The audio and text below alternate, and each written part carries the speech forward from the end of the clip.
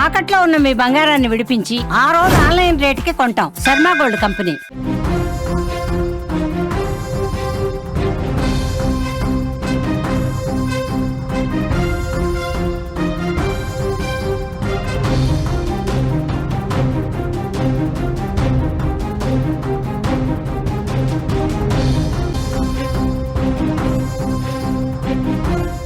సాలగడలో journey cinema తరహాలో accident జరిగింది. ఈ రోజు తెల్లవారుజామున నంద్యాల తిరుపతి జాతీయ రహదారిపై జరిగిన 2 ప్రైవేట్ ట్రావెల్స్ బస్సులు ఒకదానికొకటి ఢీకొన్నాయి.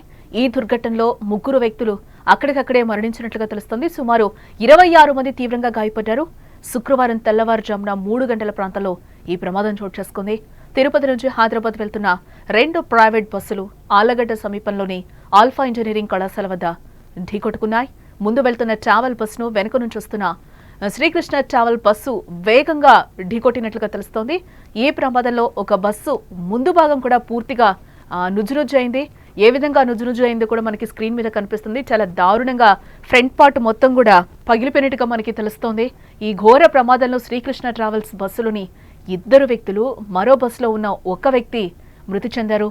మృతదేహాలు బస్సులోనే ఇరుక్కుపోవడంతో వాటిని బయటకు తీయడానికి ప్రొక్లైనర్ను ఉపయోగించాల్సి వచ్చింది.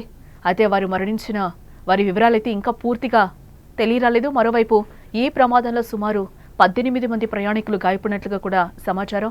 వారిలో కొందరు పరిస్థితి విషమంగా ఉన్నట్లు కూడా తెలుస్తోంది. ప్రమాదం జరిగిన వెంటనే స్థానికులు, అటుగా వెళ్తున్న వాహనదారులు స్పందించి సహాయక చర్యలతో చేపట్టారు. సమాచారం అందుకున్న 108 అంబులెన్స్ సిబ్బంది తక్షణమే ఘటనా స్థలానికి కూడా చేరుకున్నారు. గాయపడిన వారిని నంద్యాలలోని ఆసుపత్రికి తరలించారు.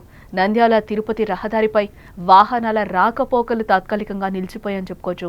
పోలీసులు కేసు నమోదు చేసుకుని దర్యాప్తు చేస్తున్నారు. మరిన్ని వివరాలు ఇంకా మనకి తెలియాల్సింది.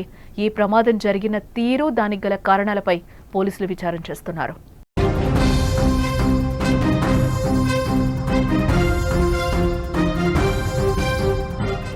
మీరు ఎక్కడి నుంచి వస్తున్నారు? తిరుపతి నుంచి బస్సు అందరూ మొత్తం సడన్ గా లెఫ్ట్ దిగి కాలువలో దిగింది బస్సు. వెనక నుంచి ఎవరో గుద్దారని చెప్పారు. మెల్లగా బస్సు నుంచి ఎంతమందికి గాయాలయ్యారు? దాదాపు బస్ లో ఉన్న అందరికి వెళ్ళింది. తెలిసి 3 చనిపోయారు. ఈరోజు పెద్దకందుకూరు మెట్ట వద్ద ఆల్ఫా ఇంజనీరింగ్ కాలేజ్ వద్ద 2 హైర్ బస్సులు ఒకటి ముందు నుంచి వెళ్తూ వెనకాల నుంచి గుద్దడం జరిగినది. దీంట్లో 3 చనిపోవడం జరిగినది. 26 మందికి గాయాలైనాయి. అందరినీ ఆలగడ్డ గవర్నమెంట్ హాస్పిటల్ కు తరలించడమైనది.